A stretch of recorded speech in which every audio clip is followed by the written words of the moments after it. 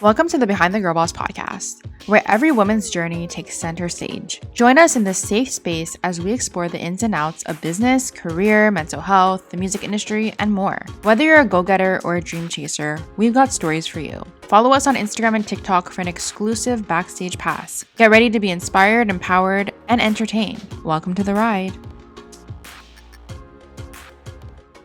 Hey everyone, what is up and welcome back to the podcast. Hello, hi. I need to figure out this camera because it makes me look so bright and pale, or maybe I just really am this bright and pale. Like I have no idea, but we're gonna have to figure it out. But I'm excited for this episode. It's gonna be a good one, and I'm currently looking for our mantra. Let's have an update. It is January 22nd. Life is just lifing. I'm going to New York February 24th to the 27th with my friend Laura, and it's gonna be fun. We are making an itinerary because if you don't make itineraries for your trips, we can make friends because I'm actually obsessed and like crazy and make itineraries all the time. But I'm really excited for that. And then I have a lot of travel plans in May, June, maybe some others along the way. But yeah, that's the vibe. Before we get into today's episode, I'm going to do a little mantra of the day. And today's mantra is I own my life and I am free to make my own choices. I was on Pinterest, as one is. I searched up mental health mantras because I feel like it just aligns really well with today's episode. And this one stuck to me and I relate to it. And I think you guys can relate to it as well. Wow, my voice went really high there. So I own my life and I am free to make my own choices. Praise. I don't know why I said that. Anyways, I'm tired. Can you tell? I have been working my ass off, but I'm so happy to say and proud of myself to say that January 2024, the month that I just had, is going to be my most paid month as a self-employed person. And that makes me so happy for myself. And I'm just very, very proud and content. But I did work my ass off. So I'm tired, but it's okay. It's going to be worth it one day soon, hopefully. But yeah, so today's episode, I'm really excited. We have Hayley Rebekkah on. She's from Montreal and she moved to London, she moved to Toronto, and she has a really fun story. I knew of her for like years. We actually don't even know how we knew each other. I feel like we just seen each other around because Montreal and all those things, and we both played soccer. You'll see that we figured that out in the episode. But she's had a couple years of traveling and stuff, and I came across her again on runtok on TikTok when her content was kind of blowing up, and I wanted to have her on the podcast. So we spoke all about running, we spoke all about what to do when you have a quote unquote bad run and what that really means. We spoke about mental health and preserving your mental health. We spoke about what it's like living in London, and we spoke about content and how to put yourself out there and put yourself online when you feel introverted or just scared to do so. So this was a really fun episode and I really do hope you guys enjoy it. It was one of my favorites, honestly, and Hayley has such a calming voice and I just love it. So if you're in for like a Zen vibe, this episode is for you.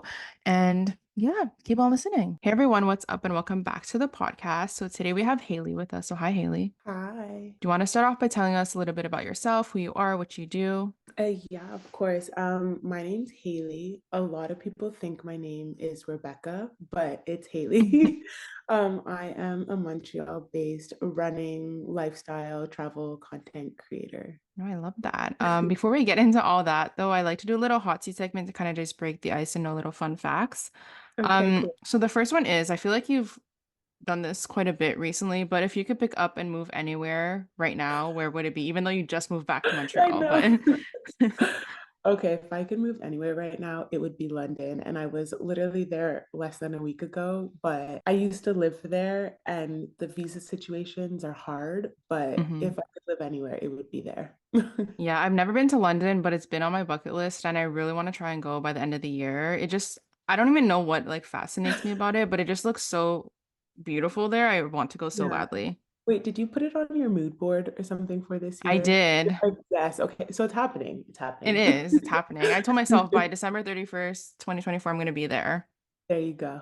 The next one is, do you have a life mantra or motto that you live by? Yeah, so I feel like this is something that I definitely used to live by. Now I think I'm slowing down a little, but somebody once I went to a talk and they said, say yes to everything and figure out how to do it after, how to do it all after. So I Mhm. think that I definitely try and live by that a lot, like saying yes to all the amazing opportunities that come to you, and everything will always get done. So you'll figure Yeah, it out in the end. love that. And then the last one is who's a celebrity or creator that always keeps you inspired?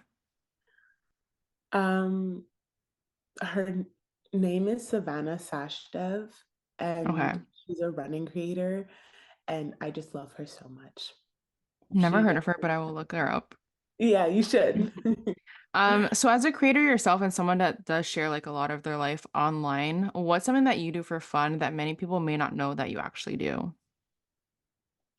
Um, okay, I think this is so funny, but I love to cook. Like, Okay. I know I never post about it, and I find it's because it never looks aesthetically pleasing, or like Hmm. it never looks like perfect, which is probably why I should post it and share it, because everything doesn't have to be perfect. But I love my time in the kitchen, and I love to like put my headphones on, find a recipe, and like test it out and take as much time as I want, dirty every dish. But I really love being in the kitchen. Yeah, you definitely should. You should share like the recipes you used to and stuff because when I cook Yeah. too, like sometimes I'm like, oh my God, like this looks literally like garbage. Like people will look at Yeah. this and be like, why are you eating that? But like I feel like that's so like relatable because Mhm. not everyone and not everything looks aesthetic. Right, right. Yeah. I So growing up, did you always see yourself kind of working in the digital space in some capacity, or did you have like a different path in mind? Um, when I was younger, like I really wanted to be a teacher. Hmm. But I think like as I grew into my later teens, I definitely like that's when I tried the YouTube, and you make do with whatever phone or camera you Yeah. have. Um, but it never really stuck. But I feel like I loved sitting there editing videos that I would take of myself, even taking photos like on vacation of like I had the camera roller on my mom's phone or camera, like of everything that I saw. Hmm. Um, so I definitely think I always wanted to do something creative. I wasn't sure what, and you end up figuring it out as I Yeah. have. Yeah, for sure. So we're gonna start with running. When did you first start your own running journey and how did it kind of come about? Okay, well, disclaimer, I played soccer my whole life, and I feel like that's something that I need to talk about more on my page because I feel like I played a soccer my whole lot. life too. Okay, wait, you posted today. I saw you have soccer tonight. Yes, I I need to know do. more about that later because I Yes. was thinking, I was like, maybe I can like join a group like while I'm here. Hmm. But yeah, I played soccer for Pierrefonds, like AAA, for a very long time. And then I played for Dawson, so I played for my college. And so I was always kind of like a runner. But when I first really started getting into running, this was at least 5 years after I stopped soccer. So, I looked very different than when I did when I played soccer. Hmm. And I was living in London at the time. Um, Sorry, what was the question again? Yeah, like when did your running journey start? Yeah, so I think that, yeah, it was when I was working at Lululemon in London. Obviously, running is really big within the community there. Hmm. And someone I worked with was like, the marathon's coming up, and we would host runs at our store. And she was like, why don't you just go out and go for a run and try it out? And I did, and I loved it. So, yeah, it started then. How do you kind of, okay, for me, I wanted to start running, but I'm like very like socially awkward and I'm like, oh my God, like I don't want people on the street to see me running. So how do you Right. kind of like get over that fear of like people seeing you? Because like that's the only thing that's stopping me right now. I am not gonna lie. I have to talk myself out of getting like out the door every single Hmm. time I go for a run, because when I used to run, I used to only run at night because I hated that people could see me running, Hmm. and that was just a really big insecurity thing within me. And obviously it's not the safest thing to do, and my mom would Yeah. be concerned. And obviously, when I lived in London, that was different because I was on my own. But here, it's like she knows, and she's like, Hayley, just don't do it. It's not safe. So I feel like it kind of forced me to find the confidence within me that, like, to just tell myself that everybody's trying. And Yeah. that's another motto that I live by, is that, like, I won't be scared to be caught trying. So I think, like, I just think about that a lot, and I'm like, I Hmm. don't care. I'm out here. I'm trying. I went for a run this morning and, like, almost got ran over by a car that literally gave me so much attitude. But then I kept running, and, like, the garbage men were kind of like cheering me on, and they were like, keep going. So, it's just like I'm just out there here, like, trying my best, and that's all that matters. How do you like run in the snow without falling? Because like right now everywhere's snowy and stuff. So how do you Okay, do this that? this is my first snowy run of the year. Since like last year when I was training for the London Marathon, and Hmm. I completely forgot what it was like. My mom broke her ankle last Christmas, so for her, she's like, be careful." And obviously, Hmm. it scares me. She was just going for a walk and she slipped on ice. And I'm like, wow, when I'm out here running, it's Yeah. definitely very scary. I think it really depends on the type of shoes you have. My favorite shoes are the On Cloud Monsters, but they have like a plasticky bottom. Okay. And I find, like, today I ran in shoes that have a foamy bottom, and I find it'll grip more than the, Okay. like, the plastic slide. So definitely, I think it depends on the pair of shoes. But also, I'm living like really in the city right now, and there's Hmm. so much salt on the ground, Okay. on the sidewalk. So that's perfect. So definitely look out for paved streets and have proper Yeah. footwear. Yeah, for sure. And how do you kind of prepare yourself for a run? Do you have any like rituals that you do before you go out? um, any rituals? I don't think I do. I think it's the faster, the better. If I'm Yeah. up and I'm going for a run, the fastest I can get ready, get in my clothes, tie my shoes, and get outside before I start overthinking and talk myself out of it. I think that, like, that's the best bet. It's just like I get out there as fast as I can. I do my little warm up outside, and then I get going. Hmm. And what do you personally love about running? I love the feeling that it gives me. I feel like no medication can make me feel as good as when I go on a run. I come back and even my partner is like, wow, like he just knows, like he'll Hmm. be like, oh, you went for a run today. Like he can just tell the endorphins that it gives me. I just feel so light. I just feel like I'm invincible. I did a run. I ran, like, even if it's just 3 kilometers, like this morning I only ran 3 kilometers. I feel amazing. Hmm. I just feel like it's a blessing to be able to get out there and move my Yeah. body. So I'm going to do that. Yeah, for sure. And if anyone's listening to this right now and they're wanting to start getting into running or anything like that, what advice would you give to them? I would definitely say just try, just get out there and try your best. I think there's, like we're saying, there's a lot you can get in your head a lot. And I think if you just lace up your shoes, it doesn't have to look good. If you put one foot in front of the other, whether you're walking, you start running, nobody knows at what point you are in your run. If people are Hmm. seeing you, you could be 20 kilometers in, you could be 30 seconds in. It's like nobody out there, so just like get out there and just try. You never know Yeah. until you try. Exactly. And I feel like on TikTok, especially, I see Mhm. a lot of people talking about how they have like a bad run or whatever. Like, what does that like mean when someone says they have a bad run? And Yeah. if you experience that, what do you kind of do to flip it around? Yeah, I feel like I used to actually post a lot, like saying that, and I really turned away from saying things like that online because my bad run will not be somebody else's, like could be Hmm. somebody else's amazing run. And I used to see creators coming on running like I don't know, like a 5 minute kilometer, and they went for 15 kilometers and they didn't get the right time. And they're like, oh, I had the worst run. And for somebody like me or other people, that makes me feel so bad because I'm like, that's an amazing time and you went for so long. So I think a bad run definitely depends on the person. For example, like this morning when I went on a run, I haven't ran on the snow in very long. So Yeah. my time for me was very bad, like very, very bad.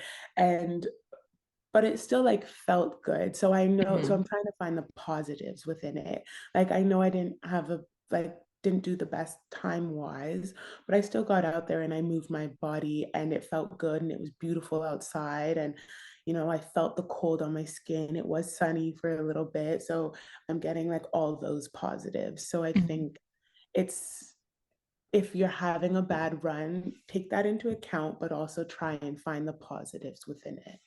Yeah. And do you currently have any running goals for the year in place? Um, I don't actually. I have one half marathon planned, but I can't share about it yet. Hmm. Um, and that's going to be like towards the end of the summer. But besides that, I'm just focusing on my personal running, so my personal speed, and not trying not to focus on like big competitions Hmm. this year. You did a half last year, right? I did the London full and the Okay. Toronto. Okay. And how were those? Insane. Yeah. Honestly, I can't.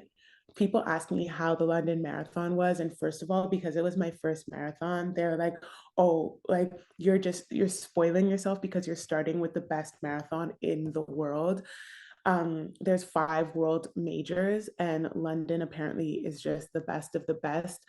When I tell you, running this track, there was 10 people deep on either side the entire time, like Wow. minimum. It was so loud, I couldn't even nobody could wear headphones. Like it's so loud you can't hear anything because everybody's cheering.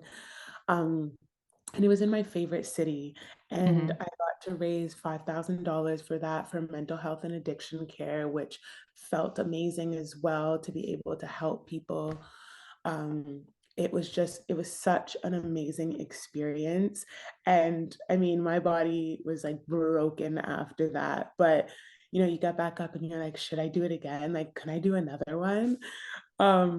And then I knew that I had the half marathon booked in Toronto, and obviously I had moved to Toronto last year. And Hmm. everyone was saying, like, don't expect that much of a crowd, don't expect like that much of the city, but it was actually an amazing half marathon. And I think a lot of people should look into doing it. Um, Toronto, like the people came out, they were supporting, they were Hmm. cheering, there were amazing aid stations. Obviously, London is just a whole other scale, but for Yeah. Toronto, I loved running it. I would definitely run that half marathon again. Awesome. Yeah, I saw like so many TikToks, especially because, well, living in Montreal, I know like a lot of Toronto people and stuff. For that Yeah, one, like I saw everyone was there. there's a lot of people. Yeah, Yeah. yeah, yeah. So what's something that you wish you knew before starting your whole running journey? Ooh, that everything hurts all the time. Yeah. Do you like, I know like some people use those roller, I don't know Yeah. much about this, but do you use that stuff? Like, Yeah, what I really like is it's like muscle balms, or okay.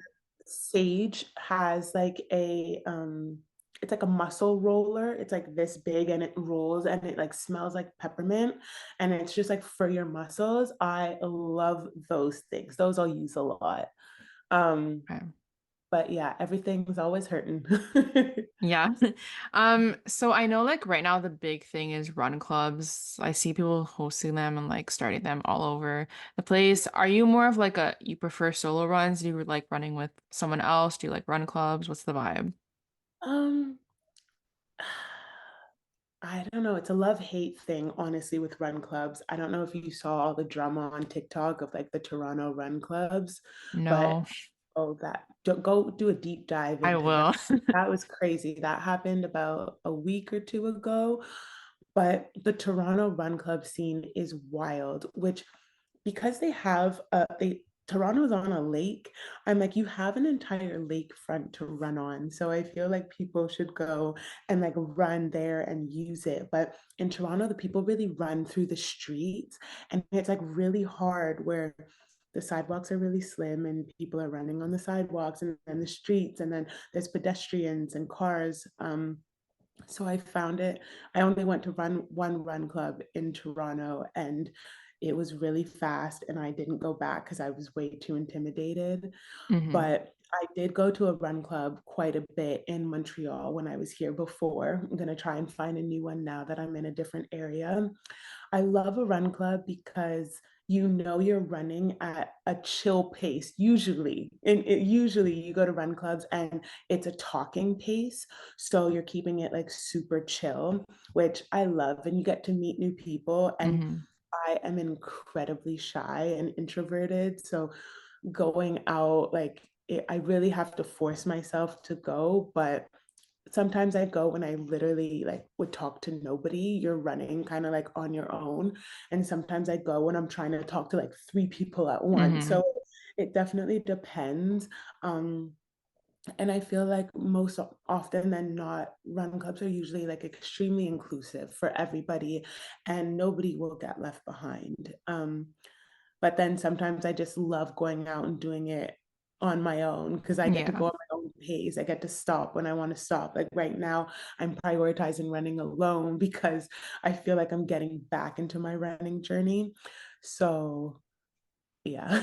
Yeah. It's funny that you say you're very shy and introverted because I'm exactly that way too. But then people online are like, oh, like you don't look like that because people just assume that when you create content, you're like this outgoing, extroverted person. But Really. how do you kind of switching like to like TikTok a bit, how do you put yourself out there when you are like a shy person? I don't know. I just find it so easy to do online. Like Yeah. making a video, I'm like, I'm just talking to my phone. Like I'm not talking Hmm. to anybody. And then I just post it and I'm like, oh, there it goes, like out into the Yeah, it's so world. Like I'm not different. really. And then I am very fortunate to have like a lovely community who like I feel uplifts me and Hmm. leaves like, positive, like kind comments most of the time. Um, and yeah, it's always so much easier like through your phone because I'm like, Yeah. I don't actually like if all these people were in a room together, my goodness, I would have a panic attack. But Yeah. I find it just like way easier when things are just like done online and virtually. Yeah, 100%. So on your platforms, you're also pretty open about like mental health and everything. How do Yeah. you protect your own mental health in such a fast-paced society? Because it's hard. Mm. I find that like slowing myself down. Like I'm not trying to Hmm. keep up with the people, the trends that like I just find that I like to go at my own pace and I'm also not shy to like put up boundaries. Like if something's overwhelming me or I don't want to do something, like or even for example like creating content, like if I need to take a break I will unapologetically take a break and not announce that I'm doing it. I just Hmm. find that taking care of our mental health is extremely important in society nowadays. And Yeah. I was very close to burning out last year. And I find that I really had to take a step back and I have to think about like, what is it exactly that I want, picture it, and like taking my own time to do that. So, Yeah. not being constantly like, what's next, what's next, what's next, just staying calm. Hmm. And with like social media, I feel like it's inevitable to compare yourself to people, whether it be with like their content or how they look or anything like that. Do you ever deal with like you comparing yourself to other people? And if you do, how do you kind of take a step back and be like, okay, like this is like I should not be doing this. Damn, I feel like I do that all the time. Comparison, people say is a thief of joy, but Mm-hmm. it's really hard. And I feel that I catch myself doing it all the time. But I also just try and tell myself that everybody's on their own journey. I'm on my own journey and they're on their own journey, Yeah. even especially in the running community, because I find that when I was posting my run vlogs or when I started my TikTok, I never, I didn't really see other people doing run vlogs. And then all of a sudden, everybody and their mom is doing a Yeah. run vlog. And I feel like that really held me back from posting this past year. Like while I was in Toronto, I just really didn't want to post about running because I was like, well, everybody else is doing it and everybody else seems to be doing it better. But I came to the realization that like I loved seeing everybody else's content and I was so happy that so many people were getting out there and running and sharing their content and I loved Yeah. consuming theirs as much as I'm sure people loved looking at mine. So I just came to the realization that like everybody's on their own path. I'm on my own path and like they're going to post theirs whether I post mine or not. So just to continue sharing because that's why I started my Yeah. TikTok, just because I wanted to share.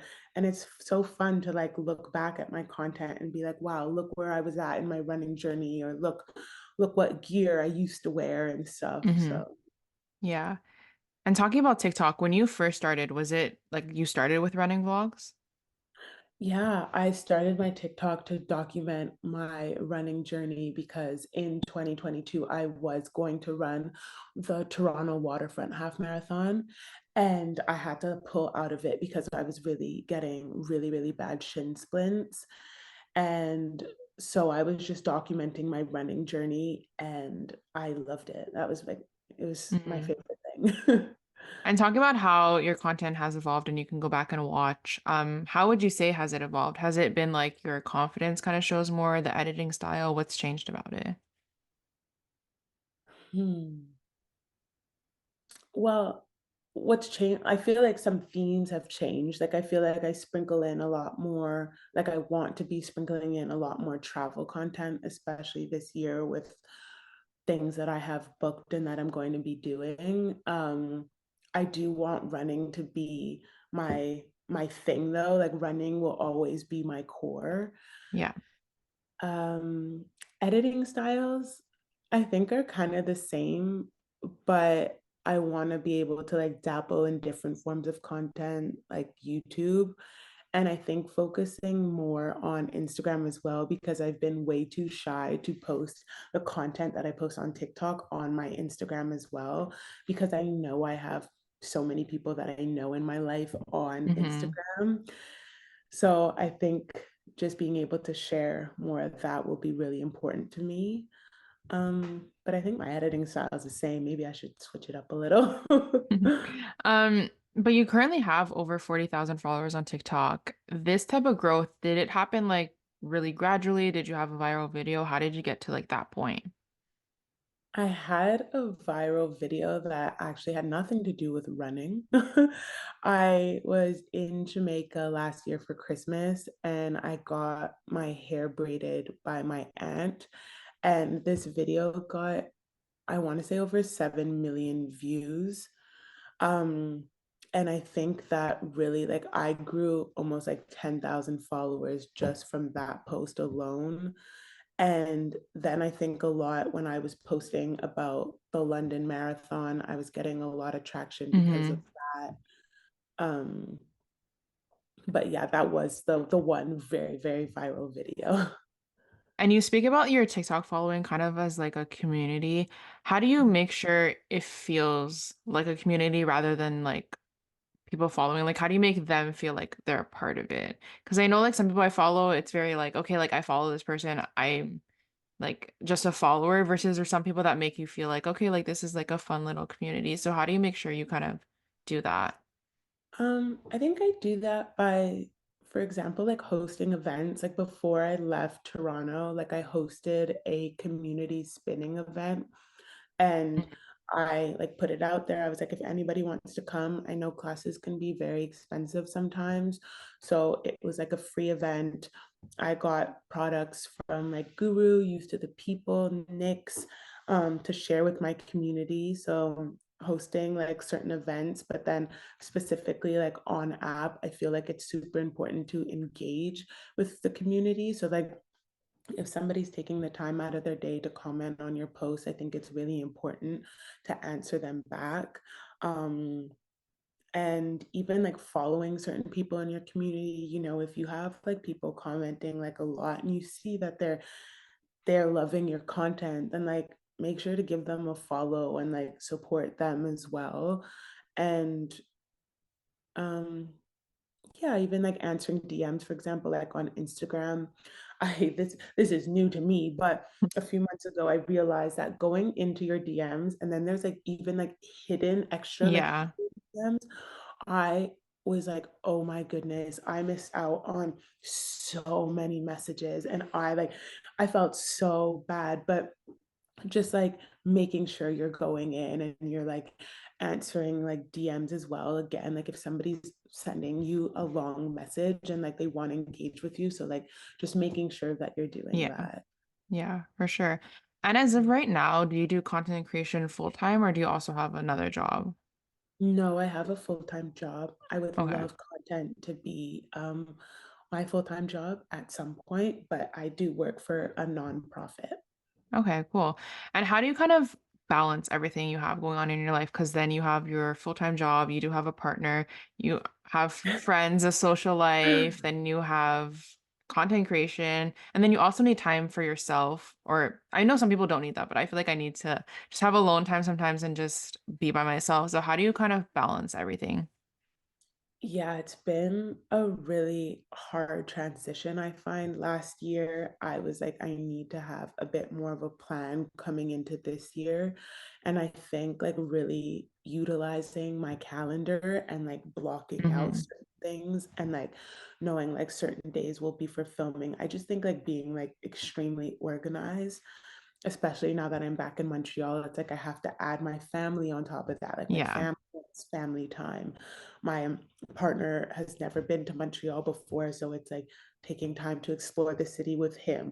Obviously, like I didn't have many friends in Toronto and I was only there for like 8 months, but I have a lot of friends here. So making time for them. And I think it's just going to be utilizing my schedule and trying to stay like as organized as possible, like Hmm. having organized fun. Yeah, for sure.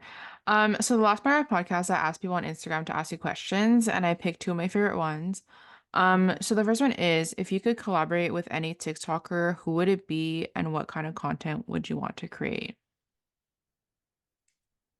Ooh.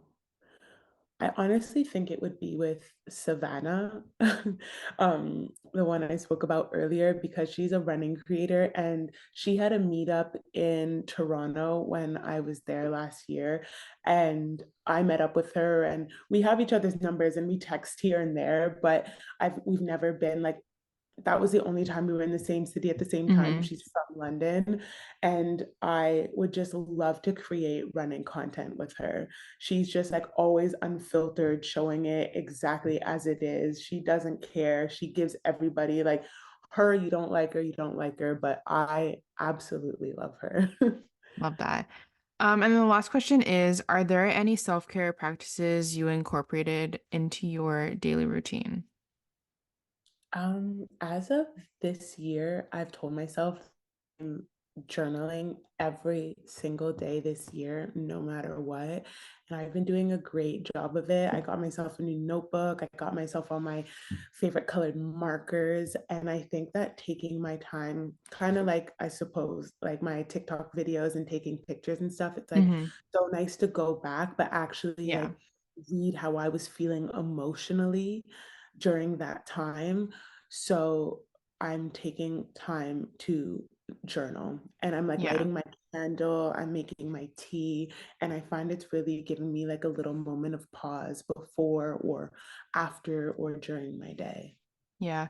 No, I love journaling. And I feel like people always assume like you only have to journal when like you're in a bad headspace, but like Literally, you can journal anytime. And I think that's also with therapy. Like, I feel like people also think like therapy, you have to be like at rock bottom. And I was someone like that at one point. I was like, oh my God, like, why am I still in therapy? Like, I'm fine. And Yeah, then I realized that like you don't have to only do these things that like people associate with like do them when they're not feeling well or like you're mentally bad. I think if you yeah, incorporate things like that in your everyday routine, it'll just help you get better and stay better. 100%. Yes. Yeah. Well, that's all I had for you today. So thank you so much again for coming on. Before you leave, do you want to shout out any of your socials where people can find you? Yeah, you can follow me on Instagram and TikTok at Hayley Rebekkah. Rebecca has two K's in it instead of a C's. And also Hayley Rebekkah on YouTube will be coming soon. Awesome. Well, thank you so much again. Thank you. Thank you guys so much for listening to this episode. I really do hope you guys enjoyed it. If you did, don't forget to go follow Hayley on all her socials.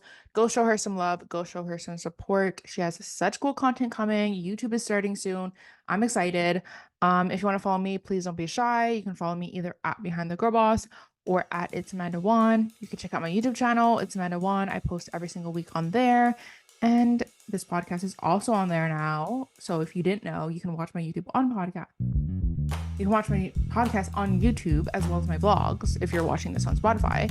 And yeah, I hope you guys are enjoying the video content. It's been fun so far. I mean, it's only the second episode or third, but I hope you guys are enjoying it. And I will stop talking now. Hope you have a great day, and I will talk to you guys next week.